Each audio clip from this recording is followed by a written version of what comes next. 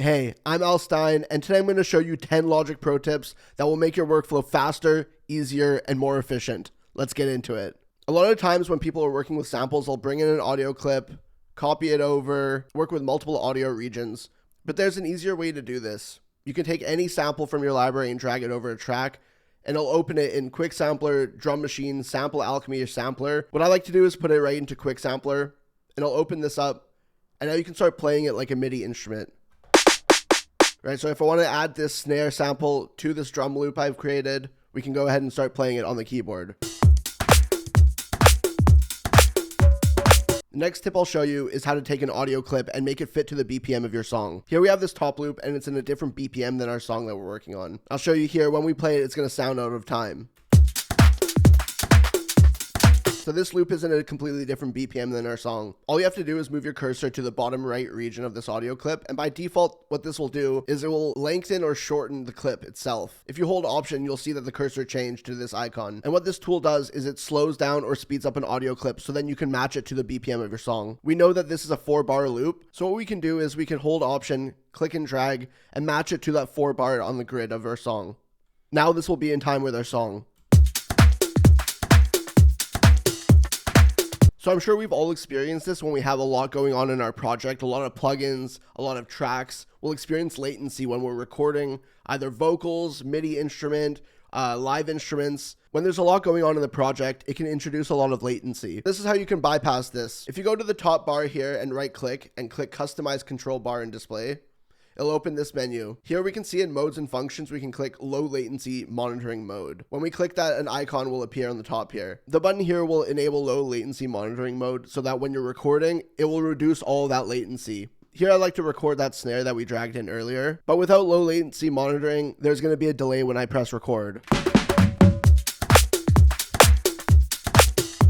So I can hear that there's a delay when I'm trying to record. We'll turn on the low latency monitoring mode so we can get more accurate performance when we hit record. What the mode does is it temporarily bypasses any plugins on the track and on the master that's quite CPU and RAM intensive. There's another cool feature of the control bar that I like to add. It's not there by default, but if you right click again and click Customize Control Bar, I like to add a tuner. For any guitar players, bass players, it's great just to have the tuner handy whenever you need it. It'll listen to any track you have enabled so that you can tune your instruments. Every DAW will have a feature where you can take multiple tracks and easily route them into one bus. In Ableton, it's groups. In Pro Tools, it's routing folders. And in Logic, it's called track stacks. The way we can do this is highlight all the tracks. So we can shift click to highlight all of our drums. And on the keyboard, press Shift, Command, and D. This will open up a menu of what kind of track stack we want to create. A folder stack will group the tracks where it's not a traditional bus where you can't add plugins to the folder.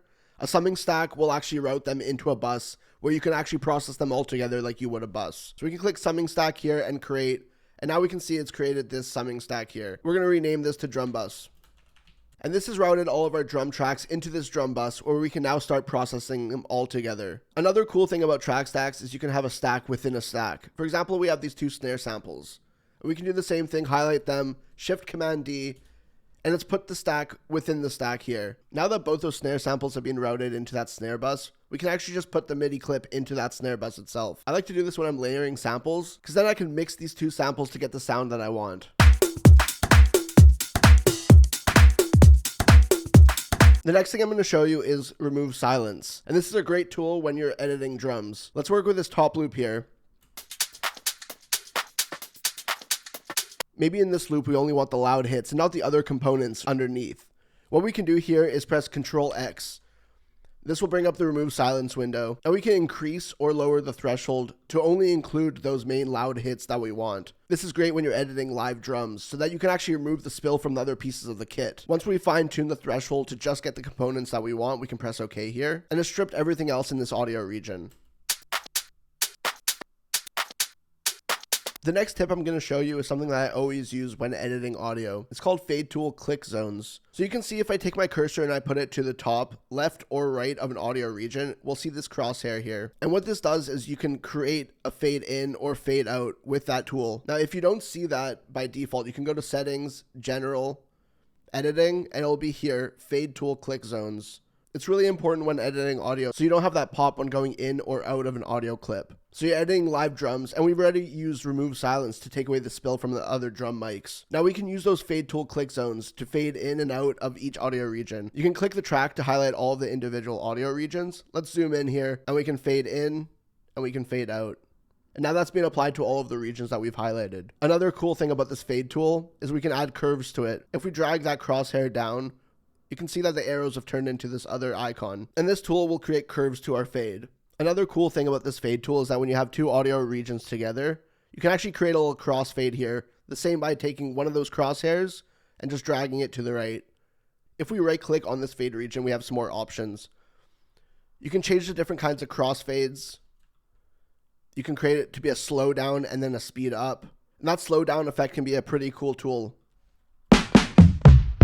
There's another thing I want to talk about when bringing in loops. This is especially important when bringing in drum loops because they don't always match the vibe of your song. So what you can do here is click on the audio region and we can quantize that to match the groove of our other instruments in our song.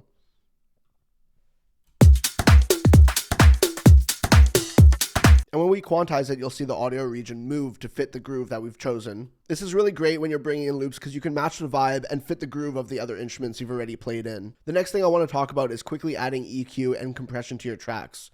So we can go over to the plugin inserts and look for EQ, channel EQ, then do the same for the compressor. There's a quicker way you can do this. So first, I'm sure you know this EQ button here. If you click on it, it'll add the EQ to the track. You can also do the same for the compressor.